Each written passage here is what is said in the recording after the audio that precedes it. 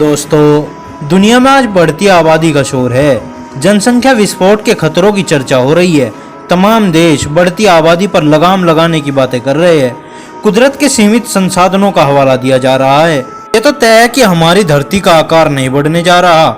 यहाँ मौजूद संसाधन भी अब बढ़ने वाले नहीं है, जैसे पानी, खेती के लायक जमीन, और ये सब जानकर अक्सर चेतावनी देते हैं कि बढ़ती आबादी इंसानों के अस्तित्व के लिए सबसे बड़ा खतरा है। ऐसे में सवाल ये उठता है कि धरती कितने इंसानों का बोझ उठा सकती है, और क्या वाकई बढ़ती आबादी हमारी धरती को तबाह कर देगी। उनके international institute of environment and development के सीनियर फेलो डेविड स्टर्थवेट कहते हैं कि ऐसा नहीं है।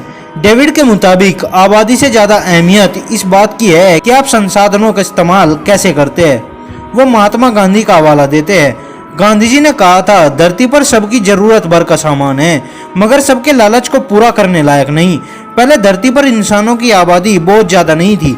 वैज्ञानिक बताते हैं कि 10,000 साल पहले धरती पर महज कुछ लाख इंसान थे। 18वीं सदी के आखिर में आकर धरती की आबादी ने 100 करोड़ का आंकड़ा छुआ था। 1920 में जाकर धरती पर 200 करोड़ लोग हुए थे। मगर आज की तारीख में दुनिया की आबादी 7 अरब से ज्यादा है। साल 2050 तक यह आंकड़े करीब 10 अरब और 22वीं सदी के आते आते धरती पर 11 अरब इंसान होने का अनुमान जताया जा रहा है। पिछली एक सदी में दुनिया की आबादी इतनी तेजी से बढ़ी है कि हमारे पास इन हालात की तुलना के लिए कोई पीछे की मिसाल भी नहीं है। आज हमारे पास जो जानकारी है उसके आधार पर हमें यह तो पता है कि सन 2100 तक धरती की आबादी 11 अरब होगी, मगर ये नहीं मालूम कि इसका असर क्या होगा। डेविड कहते हैं कि हम इस बारे में कुछ सुराग उन देशों से पा सकते हैं जहां आबादी तेजी से बढ़ रही है, जैसे भारत, पाकिस्तान और चीन। इन देशों में शहरी आबादी तेजी से बढ़ रही है, और खास बात यह है कि इन देशों की आबादी बढ़ने से धरती के संसाधनों पर बहुत बोझ नहीं बढ़ रहा है। इसकी वजह यह है कि इन देशों में जरूरी चीजों की खपत कम है, रहन सहन बहुत खर्चीला नहीं है। यहाँ के लोगों की जीवन शैली ऐसी है कि इससे कार्बन डाइऑक्साइड और दूसरी ग्रीन हाउस गैसें बहुत ज्यादा नहीं बनती, क्योंकि कम आमदनी वाले इन देशों के लोग कम संसाधनों की मदद से जिंदगी जीते हैं। डेविड कहते हैं कि भारत जैसे देशों में लोगों के रहन सहन की वजह से सालाना 1 टन के करीब ग्रीन हाउस गैसें पैदा होती है। वहीं अमीर मुल्कों में एक तादाद प्रति व्यक्ति ही 30 टन के करीब होती है। तो अगर भारत या पाकिस्तान के शहरों में आबादी बढ़ेगी भी तो धरती पर उसका बोझ नहीं बढ़ेगा। वहीं अगर अमेरिका या इंग्लैंड या जर्मनी में जनसंख्या बढ़ेगी तो उससे धरती को ज्यादा नुकसान होगा। डेनमार्क जैसे कुछ अमीर देश इसके अपवाद है। वहाँ की जीवन शैली ऐसी है कि कुदरती संसाधनों को ज्यादा नुकसान नहीं पहुँचता। लंदन के विशेषज्ञ डेविड कहते हैं कि अमीर और गरीब देशों के शहरियों में रहन सहन में बड़ा फर्क है। अमीर देशों में रहने वाले लोग कुदरती संसाधनों का बेजा इस्तेमाल करते हैं। उनके रहन सहन से धरती को भारी नुकसान होता है। उनके मुकाबले गरीब देशों के नागरिक संसाधनों की इतनी कम खपत करते हैं कि जनसंख्या तेजी से बढ़ने पर भी धरती पर बोझ नहीं बढ़ता। लेकिन अब कम अमीर देशों में भी लोग अच्छे रहन सहन की डिमांड करने लगे हैं। उन्हें भी 24 घंटे बिजली चाहिए, बेहतर खाना पीना चाहिए, अच्छी लाइफ स्टाइल की उम्मीद उन्हें भी है। ये वाजिब भी है, उन्हें इसका हक भी है, मगर रहन सहन में सुधार का सीधा मतलब धरती के संसाधनों पर बोझ डालना है। ऑस्ट्रेलियन नेशनल यूनिवर्सिटी के विल स्टेफन कहते हैं कि बढ़ती आबादी नहीं बल्कि संसाधनों का बढ़ता इस्तेमाल असल चिंता की वजह है। ऐसे में अमेरिका, इंग्लैंड, जापान, जर्मनी जैसे देशों की जिम्मेदारी बढ़ जाती है। वहाँ के लोग संसाधनों का खर्च कम करें और खपत घटाए तभी कुछ हो सकता है। पिछली करीब 2 सदियों से इन अमीर देशों के लोगों ने दुनिया के संसाधनों का खूब उपयोग किया है, लेकिन अब वक्त है बदलने का, अपनी खपत को घटाने का, जिससे ग्रीन हाउस गैसें कम पैदा होगी और कुदरत को नुकसान भी कम होगा।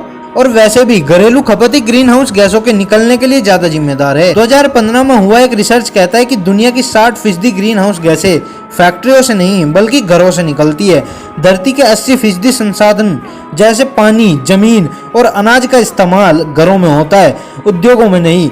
इसमें सबसे बड़ा रोल अमीर देशों में होने वाली खपत का है। रिसर्च नॉर्वे की university of science and technology की डायना इवानोवा की अगुवाई में हुई थी। वो कहती है कि हर इंसान अपनी गलती मानने के बजाय दूसरे को जिम्मेदार ठहराता है। जैसे अमीर देश कहते हैं कि तेजी से तरक्की कर रहे चीन की फैक्ट्रियों से ग्रीन हाउस गैसें निकल रही है, ऐसे में चीन को इसकी जिम्मेदारी लेनी चाहिए। मगर डायना कहती है कि चीन में बने माल की खपत तो अमीर पश्चिमी देशों में हो रही है, वहाँ खपत न हो तो चीन उन्हें क्यों बनाएगा।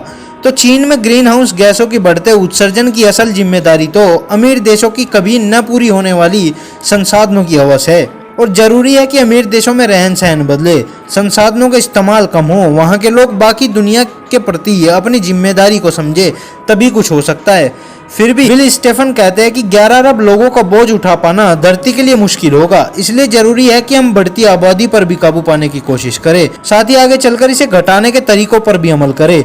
वैसे आबादी बढ़ने की रफ्तार तो अब धीमी हो चली है।